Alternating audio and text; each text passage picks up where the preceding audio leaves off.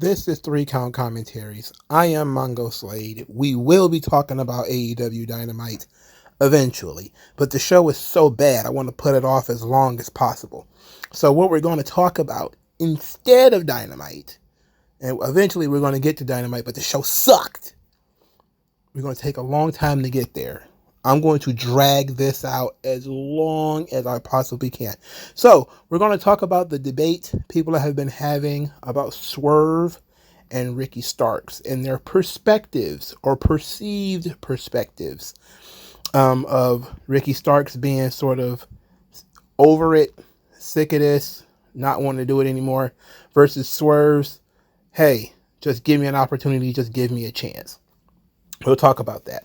We're also going to discuss the Mercedes versus Britt Baker fallout, which Mercedes put out a little statement in her magazine. Also, Mark Henry also had a comment about it. We're going to talk about both of those things. And then we're also, and this is where we're going to start, with Brock Anderson, the son of Arn Anderson, saying that AEW not exactly friendly to new talent. His exact words were, "There's no setup to learn the business."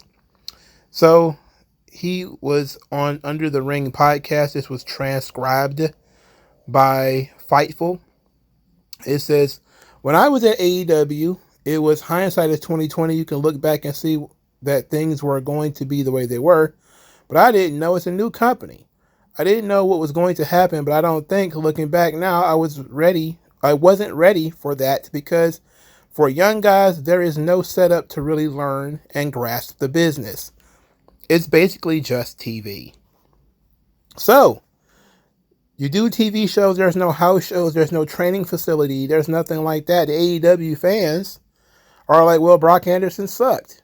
It's like, well, how old is Brock Anderson, by the way? I don't know how old Brock Anderson is, but he has a sense of, I got signed, therefore, or, he has some kind of deal with AEW, and therefore the company would coach him, would help him. So Brock Anderson is 27.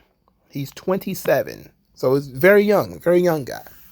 A lot of the AEW fans attacked him, saying basically he should have started doing independence. That's what, wrestlers supposed to do. Go out and get some experience, which is technically true. If you are in need of experience, the best place to get it is from the independents if you work for AEW. Apparently, Brock Anderson is doing that now, but he did not do that before. So, his progress was quite slow. So, but this tracks with Jade Cargill, who said basically in AEW she really didn't have time to learn anything. CM Punk said, she said that CM Punk taught her how to use a chair the day she was supposed to use the chair. So, when you look at something like that, a situation like that, you have to ask, what is this company for? And you have to realize AEW is for the more experienced talent. It was created by and for the disgruntled older wrestler and a disgruntled older wrestling fan. This is why almost all of the top guys are former Ring of Honor guys, because they've already got the experience. It was the young guys who were struggling because they didn't have any experience. They had nowhere to go. It was either you bump around on the independents for a long time, tear your body up, and then when you finally get the call to go to WWE or something like that, you were beat to shit, or maybe you were older, in your 30s or something like that. Kind of like when Swerve got his deal to go to NXT, he was already over the age of 30. There was quite a few people, Damian Priest, Santos Escobar, who was like in his mid-30s. There were several guys who, when they finally got a shot at NXT, they had already been in the business 10 years. And then you started hearing those same fans say, he doesn't need to be in NXT. He was on the independents for 15 years. He worked in Japan for 15 years or whatever. And WWE was like, we don't care. Go out and work with all of our volleyball players and D1 football players and all those guys. Everybody goes through the system. Now in AEW, there is no system. So if you get signed based off nepotism, which is what Brock Anderson did get signed based off nepotism, you basically have to learn on the fly. And it explains a lot why Daniel Garcia and Wheeler Yuta and Hook and all of these guys who might have some potential, it takes them so much longer to blossom and to bloom, especially in comparison to what you see on NXT. Again, somebody like Obafemi has been on TV for less than a year. And he's a lot of people's favorite wrestler. He's been on TV less than a year. You know, Brian Breaker, he's been on TV about 2 or 3 years. I think his debut was around the same time Hook debuted. So, you know, and when you look at the development, when you give people support, the development speeds up. Now, Brock Anderson, I'm not saying that, you know, Brock Anderson could be a big star with the right development. I'm saying he didn't really have much development at all. You know, Brian Pillman was another situation where he was the guy who was brought in to AEW. They kept him on the undercards. He had already wrestled at MLW, so it wasn't like he didn't have experience. But he still didn't look that great because they were working 1 day a week. And you're basically, it's cost prohibitive for you to go out and get hurt on the independents and then try to make TV, because the TV is where your money is. Not working GCW or blah, blah, blah wrestling in the middle of nowhere. Those shows, they help you gain experience, but you're not a predator at that point. You're not eating what you kill. It's not a mandatory thing for you to go out and do that. And then when you're a young guy also in AEW, you have to contend with AEW having these open relationships with like Japan and Mexico, and then bringing in more experienced talent, like, you know, the guys in New Japan or the guys in CMLL, who are going to take up TV time.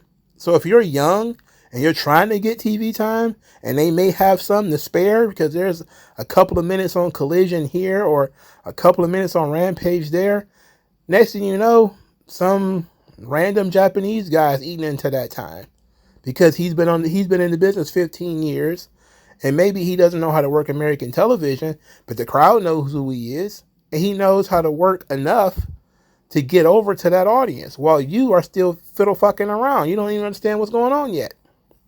So I absolutely believe Brock Anderson and Jade Cargill are correct.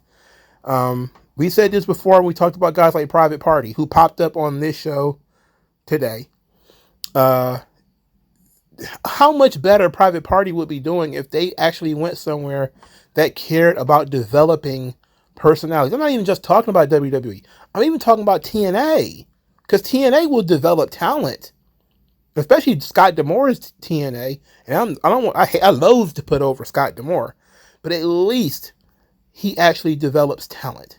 The NWA, when you look at somebody like Ella Envy and the Page sisters, Kenzie and Kylie, I think their names are, they were developed. You know, OVW develops personalities, develop characters. AEW very rarely does it. Extremely rare. Their most successful young guys are people who have it, like MJF. You know, a guy like MJF, you know, he was really young. You could plug and play. He just had it, you know. But everybody else who's trying to learn, it's not working out. And you would think all this time they've got Dustin right there. Dustin Rhodes right there. He's running a wrestling school. Why don't they have some kind of relationship where they do that? And then you saw Medusa, right? Medusa put out a statement on her podcast a while back where she talked about how the girls didn't get in the ring anymore and work out because they didn't have to. It wasn't part of their contract or anything like that. Well, it needs to be. It absolutely needs to be. And there's plenty of time under the Tony Khan umbrella. Part of it is that he likes to have really long matches, but there's 2 hours of Ring of Honor, 2 hours of Collision, an hour of Rampage, 2 hours of Dynamite. There's room for people who have potential. Brock Anderson might not have met that threshold, because I don't remember seeing anything impressive from Brock Anderson. But I wanted to know what was his level of experience before he got to AEW. Because that's usually the difference maker. People who have a lot of experience when they first get to AEW, it's fine. Especially if they work the independents and everybody knows who they are, it turns out fine. But if you just got signed and you're one of these guys just bumping around on Collision or something, yeah, you're going to be there forever. And there's no real modus for you to move forward. And that brings us to our second subject, the Ricky Starks versus Swerve Strickland debate that I've seen floating around on the internet. So you may say, what is the debate? Well, the debate is simple.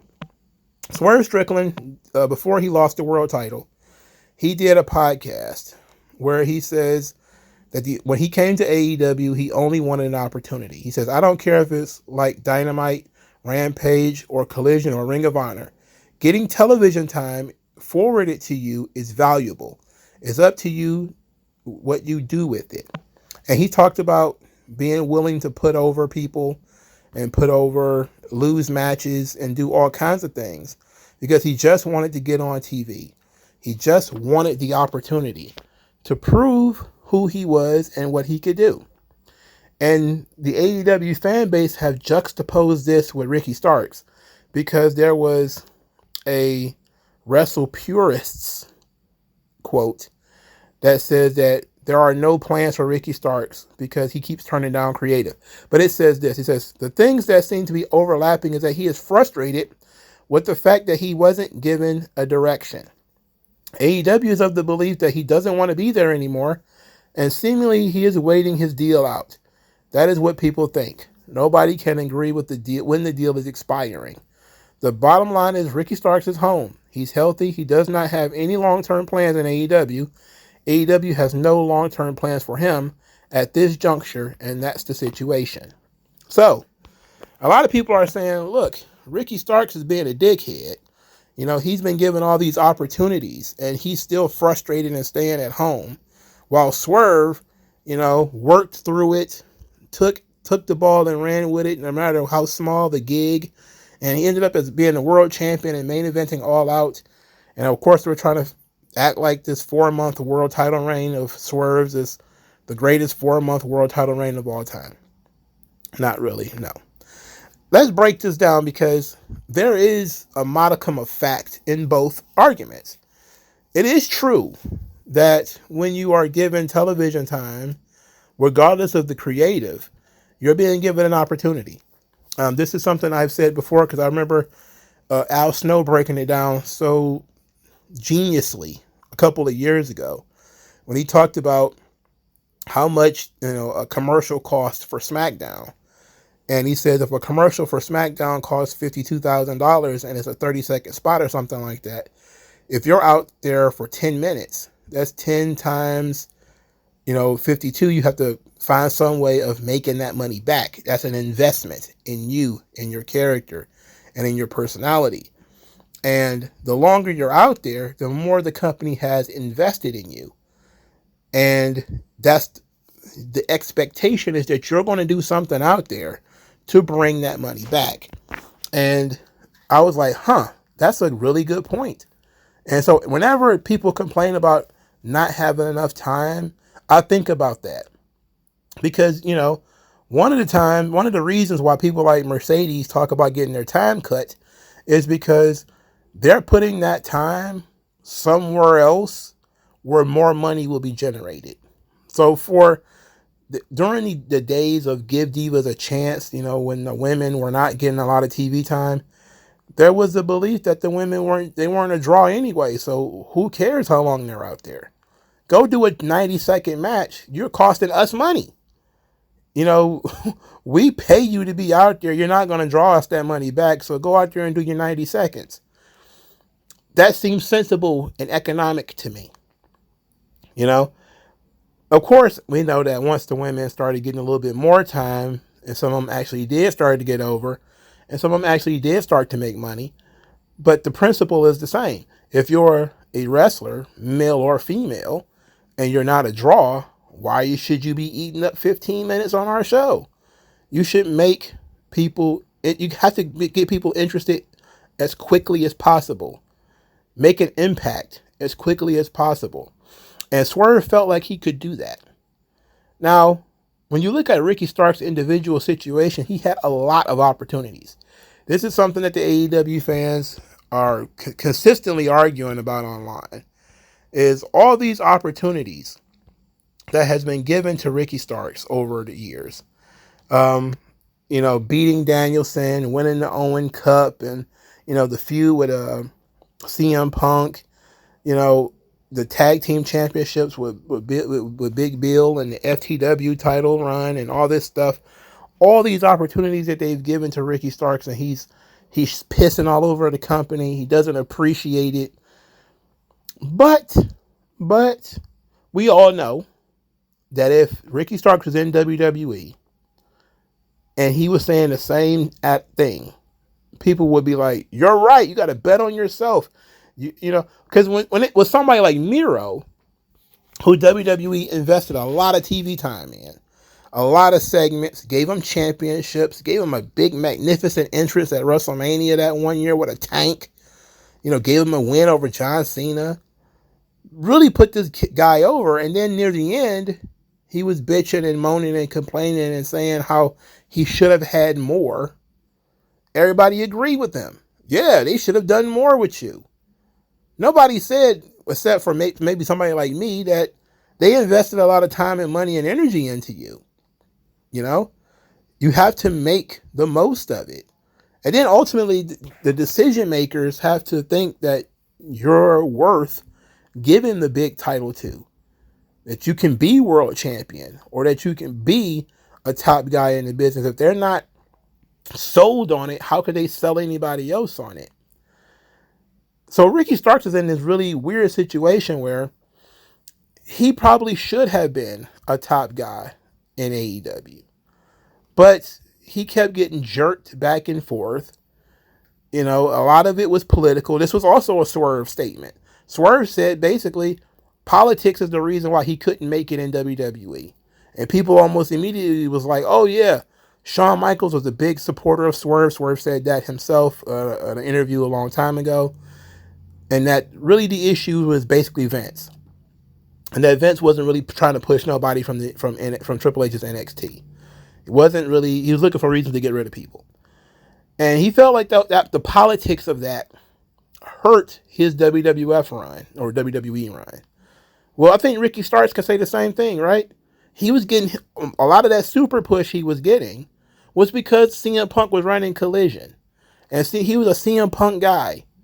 And then CM Punk got ousted and his creative changed.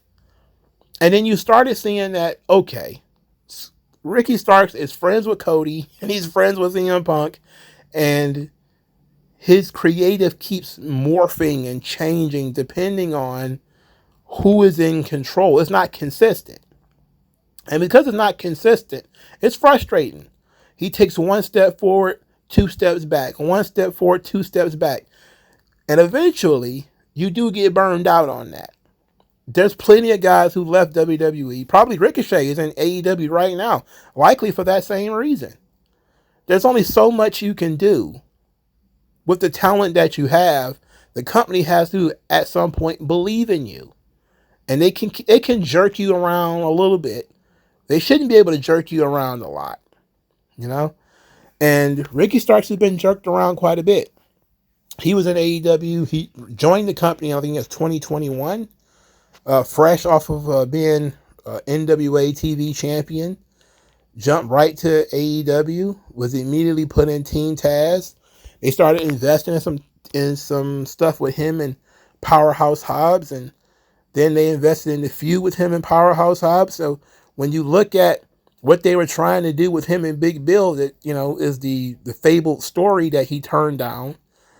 Well, doesn't that seem a lot like his storyline with Powerhouse Hobbs? He's already done that.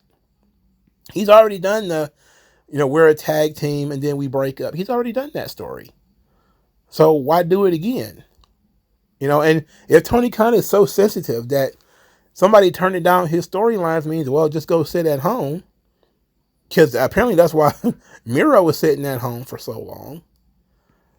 then it was never going to work out anyway. He wants to build momentum. That's what Swerve got to do.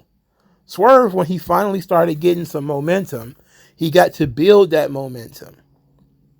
And eventually he did become world champion because he got to build on the momentum. It wasn't like one step forward, slide all the way back.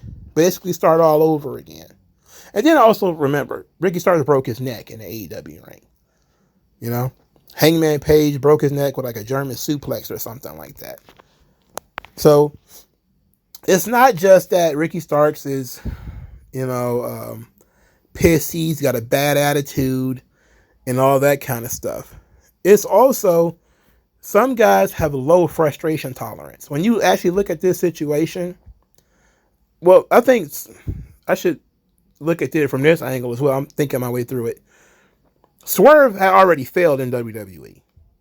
So it wasn't like he had any other backup plans. Starks figured he ain't never been in WWE, is worth a shot. But Swerve was like, damn, I just failed out of that place. If I don't, make the most of this in AEW, I got to go to TNA. I got to go to NWA. I got to go back on the independents. So the grind, the grind set was really set in.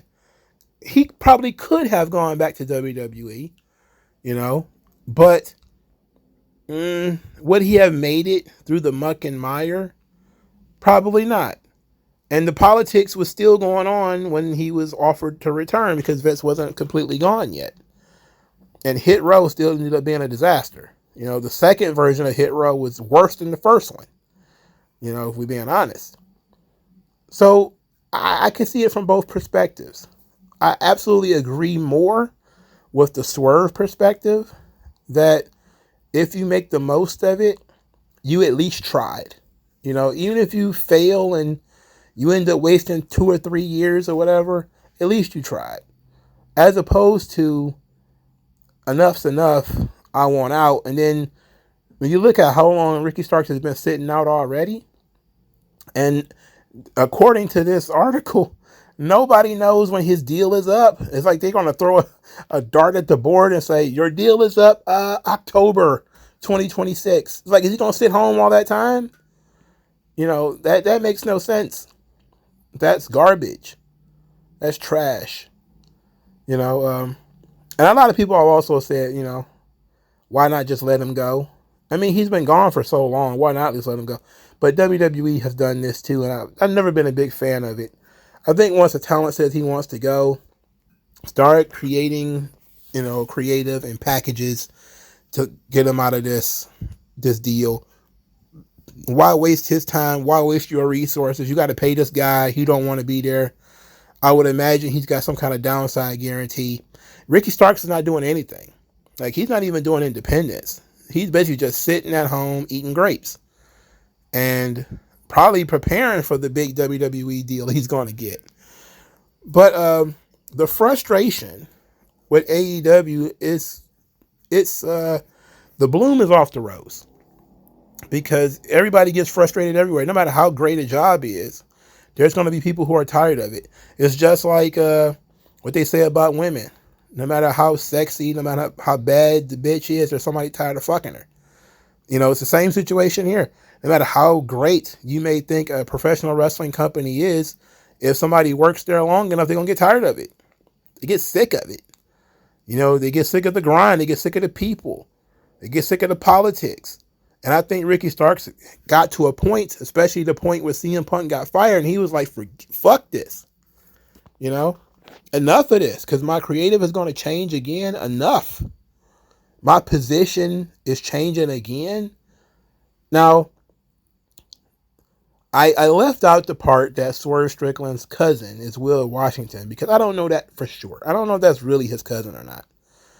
If it is his cousin, then what Swerve is saying is kind of bunk, because, you got your cousin in a creative element, and he's whispering in Tony Khan's ear. But I also give Swerve credit because he went above and beyond to help promote AEW, especially in the black community, via radio stations, bringing in celebrities and that sort of stuff. He really tried to quote unquote diversify AEW's market, and that's a good thing. It really showed that he was all in on the company, pun intended. So there's just multiple ways of looking at it. Okay, so let's talk about one of our last stories before we get into this horrendous show, and that is Britt Baker versus Mercedes Moné. Let's talk about this thing because a lot of people they're really dumping. They're dumping hard on Britt Baker. She was nowhere to be found on this show. She was nowhere to be found on this show, which says a lot if we're being honest. But Mark Henry says on Busted Open Radio, and I quote, "It missed the mark. I'm used to seeing Mercedes work a certain way, and she didn't work like that." Ooh, what does that mean? And I don't think that was because of her. Also, there were times they did a couple of things over again because it didn't get done right the first time. And a lot of that was the fact that the position that Britt was in was wrong. Wow. Then he basically alluded to Britt Baker sandbagging, saying, quote, "It would take both people to be on the same page and to work together for the greater good of the match, not the greater good of the individual. I don't want this person to shine over me.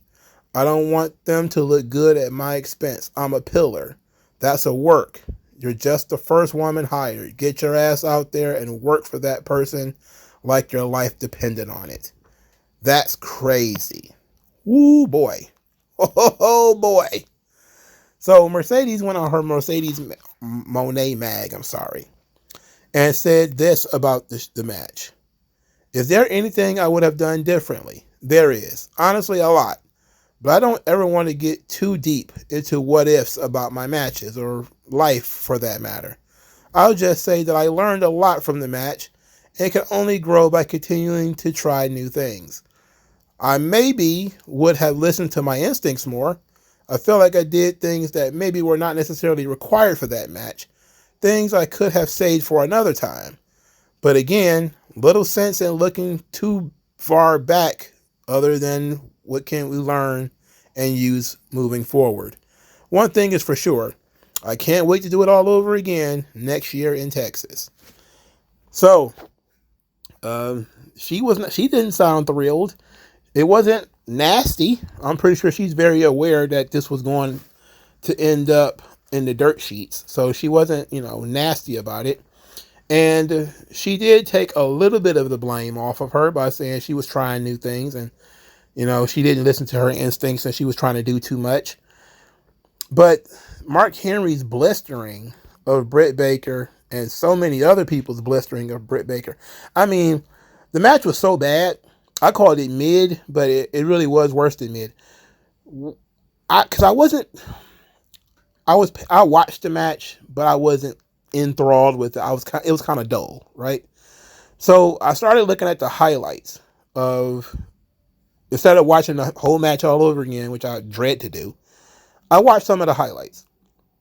And the suplexes, when Mercedes was doing the Three Amigos, it was the most obvious sandbagging of the entire match. There was no spring in Britt Baker's legs. It was not good. There was also the spot that they were trying to do, and it required for Britt to. I think she was trying to put the lockjaw on Mercedes, but it just didn't look good. There was so much that just did not look good. And I was shocked and appalled that Britt Baker would perform so poorly on such a grand stage. Somewhere in the neighborhood of 40 or 50,000 people in the building, and you chose that night to decide to have one of the worst matches you've ever had. I mean, and now people are just calling her out and basically referring to her as the dentist and wants her out of there. Some guy hilariously looked up what the average income of a dentist is and told her to retire, which is probably one of the craziest tweets I've seen in response to a wrestling match in a really long time. I mean, people now genuinely, thoroughly dislike Britt Baker. And I'm not going to lie, I was caping for her. I was caping for her for a little bit because I was like, look, when Britt was confident in herself and when she was the star, she was clearly pretty good. She was never the best in the world or anything, but she was certainly the best they had.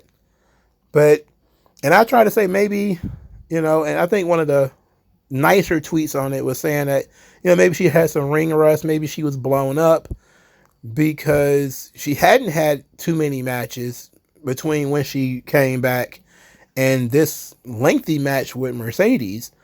She had a couple of mini strokes. She had a, mental thing and some physical stuff going on. Who knows? And I say, okay, that's a good excuse, but no, you got to be on your A game. And if it is ring rust, let's say, then it's AEW's fault. Not only for not booking her in matches, but for not running house shows so that they could learn the chemistry. And that's one of the things that Mercedes is used to.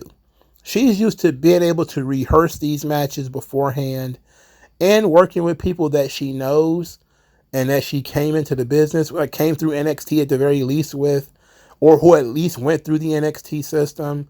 And so they're going to have that rehearsal time. No doubt her and Britt rehearsed some of this. But Britt Baker has been notoriously resistant to the quote-unquote warehouse style of doing things. So maybe they just don't like, maybe Britt just don't like her, because, she's getting paid all this money and she's got her own personal writer / director and all this shit. And she thinks she's a big shot. And maybe Britt's like, fuck this girl, I don't want to help her. But instead of going Shawn Michaels with it and being completely cartoonish, she decided to be the Giant Gonzalez for the evening. And it was a bad idea. It was a really bad idea. But I don't know what you can do. There's also this stuff floating around about her cheating on Adam Cole, and I would rather not bring that up, but people have decided to bring that up. I was like, come on, man. She could just be a bad wrestler. That doesn't mean she had to be a bad fiance / girlfriend too. I mean, come on. All these things don't have to be mixed together. But yeah, the match was the shits. It was one of the worst matches Mercedes ever been a part of. She was working hard, I guess. Britt wasn't. His facial expressions, none of that was really on point. Britt just sleepwalking through this thing. And she looked like she's on her way out too. But unlike Ricky Starks, I'm not so sure there's going to be a soft cushion for Britt Baker on the other side. Okay. I think we've talked enough about the stories. We finally have to get into this show. Jon Moxley comes out. He comes out. He's got a full baldy. He's got like an earring or whatever. His pants very tight. He says he's been doing a lot of thinking. There's time for some things to get done. So he came looking for a man who's not there. He called out Darby Allin and says, time for the two of them to talk. And Tony Schiavone was like, Jon Moxley, everybody. So Moxley was going to leave. And then he turned around and came back to Tony Schiavone and said he wants to let Tony Schiavone know, and it might not make sense right now, but this is not his company anymore. And he walked away, and everybody was like, what does that mean? Tony Schiavone later would say, it was never my company. It was never my company, which of course is not. So I'm thinking, like, did he think he was talking to Tony Khan? And he ended up talking to Tony Schiavone. So later on, Moxley is asked the question, what was all that about? What's going on here? So Moxley turns to a bunch of goobers and says, do you know what we need around here? And then Marina Shafir shows up and she just starts judo throwing very tiny men grabbing them by the shirt and flipping them over and everything. I mean, because, women can do that as long as you don't put up any sort of resistance. And he says a lesson in humility. So this got the internet buzzing for a little bit as people started saying, oh, they're about to do an invasion angle. It's about to be Shane McMahon coming in to invade AEW. I'm thinking, like, why would Shane McMahon and Jon Moxley be working together to invade AEW? Now, I'm one of these people like, okay, if you're going to do it, it could be interesting. But I don't understand why that was the first thing people jumped to. People immediately jumped to Shane McMahon. Like, why would you... Like, Shane McMahon is a noted Jon Moxley best friend or something. Like, what are you talking about? Is there something I'm missing? I don't know. I must be missing something. I just figured that Moxley is doing more of his martial arts stuff. That's why he got Marina Shafir with him. And why is she with him, by the way? The crazy thing is, I actually got a little bit more excited about this than I should have, because as this woman was throwing people around, I was like, is that Beth Phoenix? Because I know she just recently left WWE. And I started looking like, wait a minute, nah, she's a little short to be Beth Phoenix, and hair is not the same. Plus, she's like a little bit younger. But I never would have thought it was Marina Shafir. And I was like, oh, Marina Shafir, she's awful. You don't know me. Is she still doing it? You don't know me. None of you know me. Ugh. Does she really need to be hanging out with Moxley? Do we really need her to hang out with Moxley? Oh, boy. I'm not going to speculate too much. I'm just going to let things ride. All I know is if it is Shane McMahon, it better be big. And I'm saying it better be a big, important thing, because when Moxley came out, the crowd was like, yay. Which is not how people responded to him 2 years ago or even earlier this year.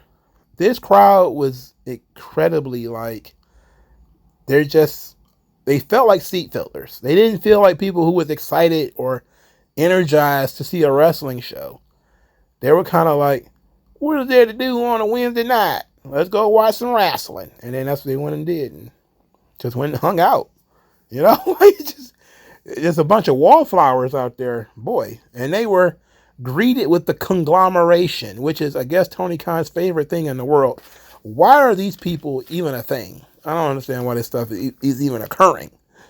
The most important thing from this promo segment that we got is Willow challenging Chris Statlander to a Chicago street fight. Okay. I guess it's warranted, but they're going to have the street fight all out. Cousin Butch, Mark Briscoe. I really do have a cousin named Butch, by the way. And he has no front teeth, too. And that was the funniest fucking thing when I used to be a kid.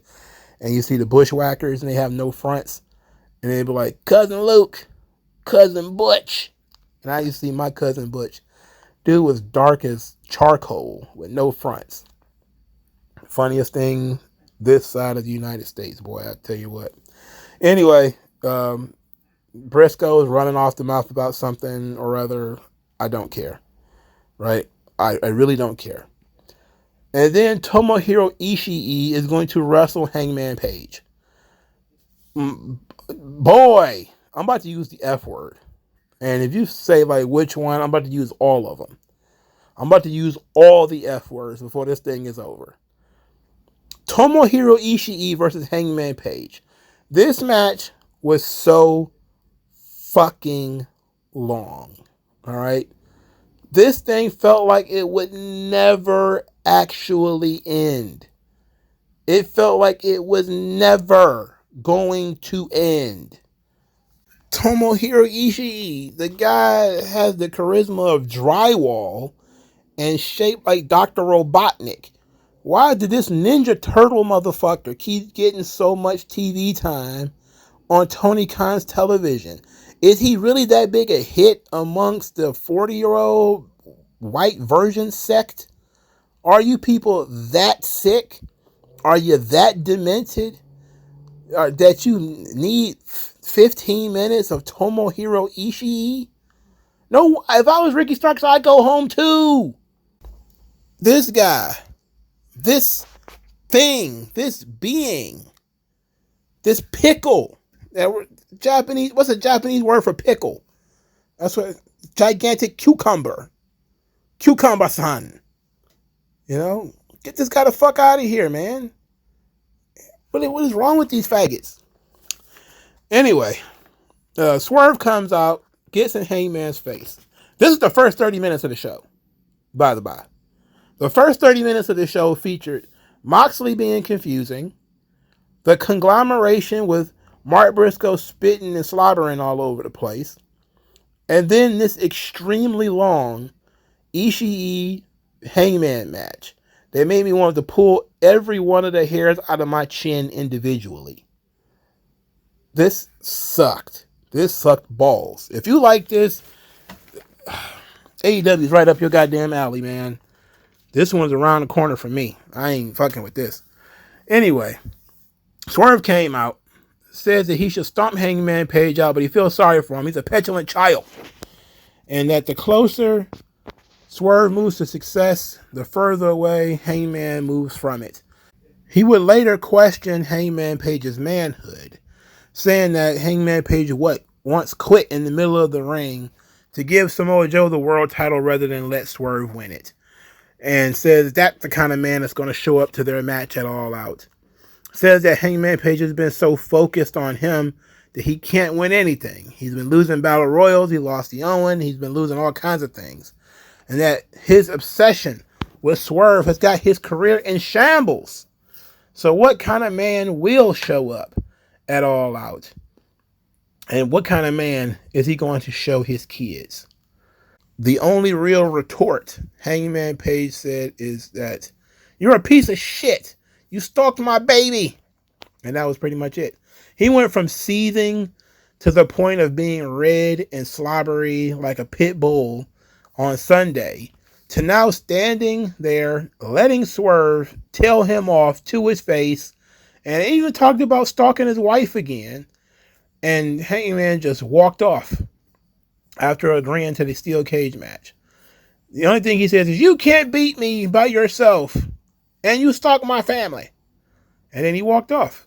He didn't hit him, didn't, try to attack him later, just walked right on off. And I was like, well, that was interesting.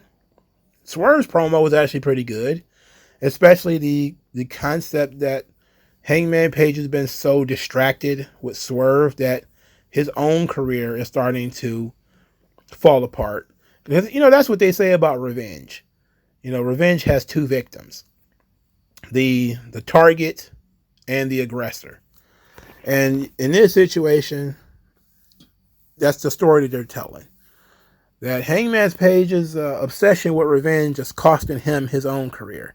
And that if he focused, he might actually be in a better position right now. But he's obsessed with Swerve. So that part was good. Hangman sucked as usual, which is not a surprise. So the second match, Jamie Hayter versus Harley Cameron. Now, a lot of stuff happened with this Jamie Hayter thing. A lot of people was like, she's trying to be like Becky Lynch because of the orange hair and everything. I didn't really think about that. I didn't really care about it. Didn't pay that much attention to it. I didn't watch this match either. I didn't really care. I mean, what's the point of watching this? Who has Harley Cameron ever beat? She never beat nobody. They did do me the favor, and I will give them grace for this, where they showed Jamie Hayter being injured by Saraya. And this was almost 2 years ago, almost. And I was like, oh, okay. So it explains why Jamie Hayter is feuding with Saraya and not with the world champion. Okay, she blames Saraya for the injury. Okay, cool. So after she beats Harley Cameron, Saraya is looking fearful and eventually fled through the crowd to get away from Jamie Hayter. But Jamie Hayter is pumping the crowd up and, all that kind of stuff. She's not like stalking Saraya, trying to get her hands on her or nothing like that. She's being a, prototypical babyface. Yeah, I'm just happy to be here. Yeah. Maybe she needs to have a little bit of a harder edge. Harley Cameron looks great. I don't know about her wrestling though. Not really Not really buying that one. Not really buying that. Okay. At least that storyline is a thing. Hopefully Soraya survives it. Chris Jericho and Roderick Strong. Oh my God, this was terrible. So Chris Jericho finally got the high guys over, and the internet really hates it. They really hate that these rednecks in Champaign, Illinois, did the high guys and got a kick out of Chris Jericho. They hate it. But Jericho gave himself credit for Hook winning the title, said he finally became a champ because he took his advice. Roderick Strong was happy to be in the Jericho vortex and said he wants Chris Jericho's help to get Kyle O'Reilly away from Orange Cassidy. And Chris Jericho reminded everybody that Orange Cassidy still owes him money from destroying his jacket. And I got to tell you, they got a pop out of me because I forgot about that. And it goes to show Jericho never forgets. So he remembered that Orange Cassidy owes him some money for that jacket. They feuded like 4 years ago. I think it might have been 3 years ago, but it was a while back. And this was pretty good, man. Jericho is a funny guy. He got good comedic timing. So this leads to the All-Star 8-man tag match, which I also, I'm not gonna lie, I didn't watch this. Hook defeats Roderick Strong. Roderick Strong's foot was on the rope. The hilarious thing about this is the referee jumped over Roderick Strong's foot and pretended to not see it on the rope. What is the strangest finish? The dumbest finish. Hey, you're out of position. Why don't you go over there to ring the bell? But first, hop over this foot that's clearly on the rope and pretend you didn't see it. So this is going to be the bitch for Roderick Strong. And he attacks Hook after the match, beat him up. Taven and Bennett, his two bums, are out there too. And then he poses with the FTW title because that belt will not die. It will never die. Hardcore title lives on forever. So now Roderick Strong wants it. He might have even already taken it. So Hook's next opponent is going to be Roderick Strong, who he's already defeated. But of course, it's going to be a tainted victory because Roderick Strong's foot was on the ropes. So we got to look forward to Roderick Strong versus Hook matches, or Hook versus United Kingdom, Undisputed Kingdom. That sounds right. And I'm not looking forward to Hook wrestling Matt Taven or Mike Bennett. Oh my gosh, shoot them both into the sun. You know, Strong. Whatever. I desperately want Hook to move on from this title. I desperately want Hook to show some growth and get away from this championship to be his own person. He's eating Doritos again. Like, this is not good. Not good. I don't care about any of this shit though, so it don't matter to me. You know, who cares? MJF came out there. Now, you think business is picking up with MJF, and it kind of did. Not going to complain too much about MJF. He talked about having 2 herniated discs in his spine. He denounced the U.S., saying that they didn't have his back in London, and that the only good place in this godforsaken country is Long Island, New York. He denounced the crowds, saying that the AEW is a circus without him. Said he wasn't done with Will Ospreay, and he's going to prevent Will Ospreay from ever becoming world champion. And then he says that if Daniel Garcia was around, that little boy that he tried to help, he would end his life. And then Daniel Garcia assaulted him from behind and choked him out with a front face lock. And he went out like Richard Belzer. When Richard Belzer got choked out by Hulk Hogan and he just collapsed into a heap in 10 seconds. That's exactly what happened. Like, this guy's a world champion pro wrestler. He just got choked out and put to sleep in like 32 seconds from a guillotine choke. Anyway, it's legitimate, but come on. Security ends up saving MJF's life as Daniel Garcia was trying to powerbomb him or power drive him on the turnbuckle.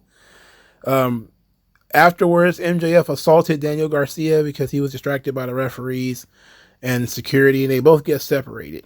So Daniel Garcia gets on the microphone. He says that he pawned MJF's ring to get a plane ticket to London. and that making MJF's life miserable is not just his passion, it's his fetish. And he says he's going to break his neck. And he challenged MJF to a match at All Out, and then threw the microphone at him and hit him dead in the goddamn head. That was a great shot. Great aim for Daniel Garcia. Great promo from Daniel Garcia, too. I actually liked the Daniel Garcia promo. I thought it was strong. I thought there was some feeling and some emotion behind it. There was some passion behind it. Now, if we're done with the dancing, because I don't think he needs to dance anymore. Like, the dance was used to show some charisma and to get over. I think he can move on to a more serious character now. The in-ring stuff was already there for Daniel Garcia. What he needed was the personality to be developed. And now he's got a legitimate feud against a legitimate top guy. This is the kind of forward motion that young guys need in order to get over and get better. Daniel Garcia, this works. I've liked the last couple of things they've done with Daniel Garcia. I like the angle with MJF when he got wrecked. I thought that would lead to a big match at All Out for him, but it ended up just being an angle. But he's finally going to get the big match. He's going to wrestle MJF. He needs to beat MJF. That's going to be the next space. He needs to beat him. I know MJF just lost, and maybe the idea of MJF losing again is not appetizing to most people. But my thing is, if you want Daniel Garcia to finally break through, get to the next level, he's got to beat MJF. And that's got to send MJF off on a rampage, leading to them having more matches. Because if MJF beats him, then Daniel Garcia, I get it, revenge is just out of his reach. But I don't think it really helps him to lose. I think he's got to win. But Daniel Garcia has been very impressive. I'm very glad to see this. He sounds like a man, which is one thing that I'd actually like. His voice is also got some oomph behind it. So this is good. I like Daniel Garcia. The MJF thing is cool. Him denouncing the U.S., which is fine. I don't mind that. I ain't mad at you. All right. So Mercedes did a celebration. It was awful. Private Party was in it. This was not good. So she got a championship win celebration in which Private Party talked about you can't have a celebration party without Private Party. They cheered her being the champion, and then Isaiah Cassidy tried to flirt with her, saying that he knows now she's single, and then said that that red would look better on him or something like that. And she was like, ooh. This led to Okada, stepping in and backing him off because, he's a good guy. This is sexual harassment. It was like that commercial, right? With the sexual harassment. And then some guy just like, no, brother, now is not the time. So he steps in, and Mercedes asks Okada how to say bye bitches in Japanese, and he whispers in her ear, sayonara bitches. And so she says sayonara bitches, and Private Party leaves, and they go back to chanting CEO. It was basically just her chanting CEO, and everybody else is looking at her like you're at this bratty kid's birthday party. This is clown show shit. I know a lot of people have been very upset, very disappointed, very perturbed at what's going on with Okada and AEW. I feel for you. I feel for you. Man, it is what it is, man. I think Mercedes just liked working with Okada. I thought her and Private Party might have some interesting stuff to do together. They're kind of cringe, but they need development. And I figured they could do something fun together, but they suck. And they were just basically in a situation to be sexual harassers. So, I don't know. Bad. Mariah May came out. She actually did a really good job, too. Mariah May says that she's going to postpone her title celebration because she doesn't want to do it in this town. Said that this city is called Champaign, but should be renamed Flat Stale Piss Beer, which was great. This town desperately needs some glamour. which is exactly what she is. And then, so she teases that she's going to open her robe. And she actually goes full Rick Rude and says, I'm going to take my robe off and show you all what AEW Women's Champion looks like. And she opens it, and she's wearing, like, black lingerie. It's not too revealing, not too sexy, not full Divas division, but close enough. And after flashing the audience her title and her lingerie, she said, that's enough, and went back to the back. And I was like, this was perfect. This was great. She showed her personality. She showed some sexuality. She showed that's what her character's going to be. Dangling on the edge of legitimacy and diva and that kind of stuff. I like it. She took a shot at the town. Nice little name pun there with the champagne thing. I liked it. I liked this promo. This was good. More stuff like this. Mariah May's been killing it lately. She's been really good. I don't know who recruited her. I don't know who saw this in her, but she did a good job. He did a good job. Mariah May's been knocking it out of the park. She's legit. They showed a vignette for Ricochet, where he says this is where he needs to be, and it's time for him to give his fans what they want. Ricochet then proceeded to wrestle Kyle Fletcher, and this match was pointless, and it felt like it was 20 minutes. I was like, oh my God. This same guy who went like 20 minutes with MJF, and went like 20 minutes with Will Ospreay. Oh, it takes everybody the same amount of time to beat these same people. Who are the stars? Who are you trying to shut? Ricochet is new. I understand Ricochet is little. I understand Ricochet is kind of skinny. He still should have beat this guy in 3 minutes. And then the story should have been, man, Ricochet, he's unleashed. This is what you get when Ricochet doesn't have to tone things down. He can go out. It took these guys forever to beat Kyle Fletcher. He squashed them. Or you could just make him look good. Ricochet, the Black Rey Mysterio, he has all the potential in the world. Just no charisma. And the booking is looking like it's going to get worse. Or it might just be the same, which is what happened with Claudio. It's essentially the same thing. You win some, you lose some, you win some, you lose some. Then as long as you win more than you lose, people don't be too concerned about it. But I think Ricochet is going to win far more than he loses because he's an indie legend, and they put that over early in the match, for Christ's sake. But this took forever. I didn't care about it. And he didn't even win with a top rope move. He won with like a Sting Scorpion Death Drop kind of move, which is new. At least he's doing something new. So after the match, Will Ospreay came out to face him, put the belt down, looked like he was going to challenge him. Then all of a sudden, dun dun dun, Poison Rana on the top of his head on the ramp. You're like, what's going on here? And it's Pac. And Pac grabs the microphone, says that Will Ospreay better not forget him, and that he's next for the international title. And he welcomed Ricochet to AEW and told him to get to the back of the line, because this one belongs to me.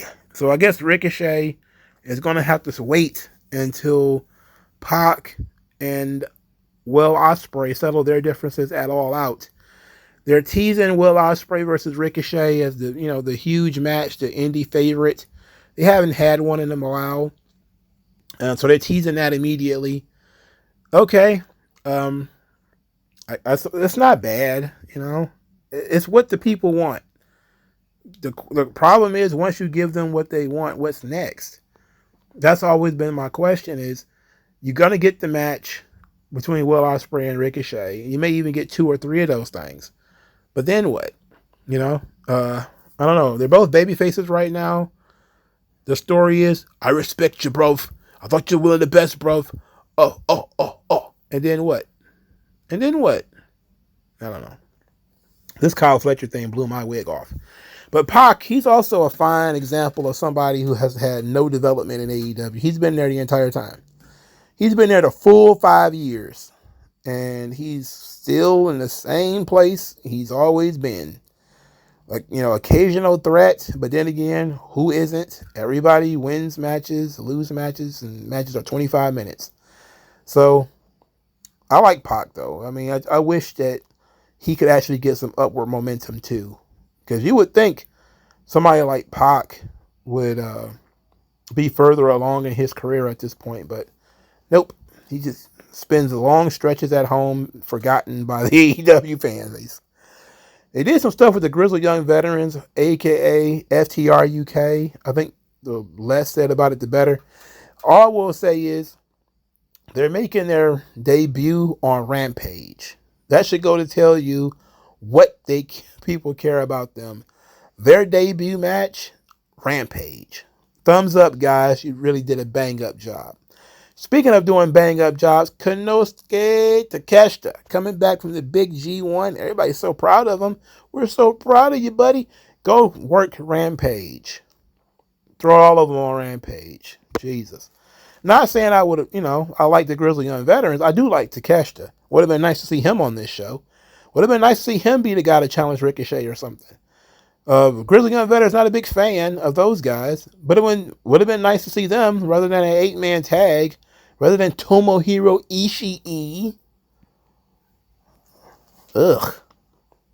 Shits. All right. Finally, we have to end of the show. Bryan Danielson. Danielson repeats the refrain that All Out was his favorite moment of his career, because it was the best day of his daughter's life. She got to ride a Peppa Pig double-decker bus, and she was very excited, very happy. He said his contract is up August the 1st, and that his family is ready for him to come home, and he needs neck surgery. So he says, and he thought about all the people who worked in AEW and all the people who will, and he thanked the people who started this place again. He said AEW is awesome. It made the business better, made his life better, and he probably should go home, but not yet. Says he will not retire the AEW World Champion. He says that his full-time career will be over when he loses the title, but he's going to fight, and fight like hell to remain the AEW World Champion, which is great. That's a awesome, tremendous statement. Very refreshing that everybody thought that he was just going to hang it up. But I kind of figured that he would pull this card that, this run's the last one. When I lose again, that's kind of it.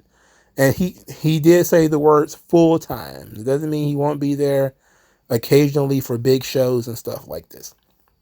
So, Danielson says, All Out, there's a championship to defend. Who's coming out? And wouldn't you know it, it's Jacqueline Perry, who said that nobody wants him there. Nobody believed in him, not even Danielson. And he went out and forged his own future. And then he attacked Danielson from behind. It was the old, this is a pre-recorded message that gets you distracted while I attack you from behind for real. And it's going to be champion versus champion at All Out. And I feel like Tony Khan is being held hostage. I can just imagine somebody is backstage with something sharp up to Tony Khan's neck and say, you going to write Jack Perry as a main event talent, or we going to open every vein in your neck. That's the only way this is going to occur. Nobody in their right mind thinks Jack Perry is the main event guy. This is not going to sell you one ticket. Not one. Nobody is moved off this. I get it. One of the themes in this episode has been young guys with upward momentum. But Jack Perry is a TNT champion. He should have that belt to defend.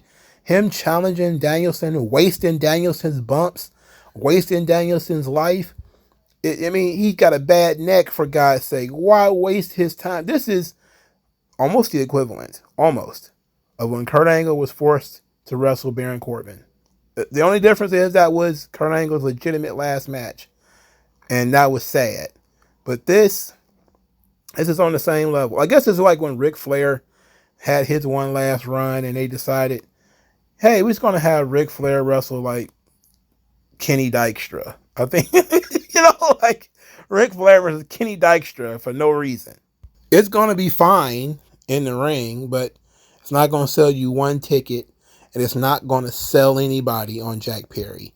The Young Bucks can wave around all the knives and pistols and shotguns they want. Jack Perry is not going to get over. Jack Perry is not going to get over if you actually start paying the audience to cheer. He still won't get over. There is just nobody who cares at all about Jack Perry. But at the very least, they're sticking to the gimmick. They're being consistent. They said, this is our guy, we're going with him. So, it is what it is. This show sucked. This show was very bad. It was toxic, even. I feel bad for you AEW fans. I don't understand why anybody watches these shows weekly. I saw a famous YouTuber by the name of Geekdom 101 said that he don't even watch Dynamite anymore. He's one of the biggest AEW boosters in the world a couple of years ago. Maybe I ought to take his advice and just stop watching this shit and just watch the pay-per-views only. But I can't do that because I want to follow the storylines. So I'm stuck with this. Let me know what you guys think.